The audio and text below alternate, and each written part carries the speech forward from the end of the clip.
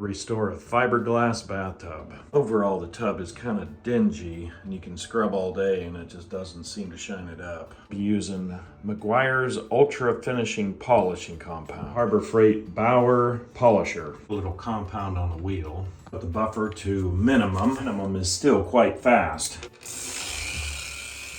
Keep everything cutting. I'll put a little bit of water in there. See that it's starting to pull all of that dirt up already. Important that you keep water on the walls so it'll keep cutting. Be careful of any of these edges. You don't want to just ride on the edge. You want to go up to the edge and take it very careful around the edge.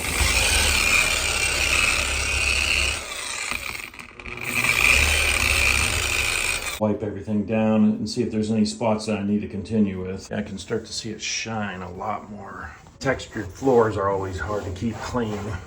This is a lot cleaner, a lot shinier. The drain, I can see some staining, so I'll just work on that a little bit more. You can see it right around in here. It's starting to take care of it, but because it's polishing compound, it'd be nice if it was a little bit more aggressive, but then I don't want to add any scratches.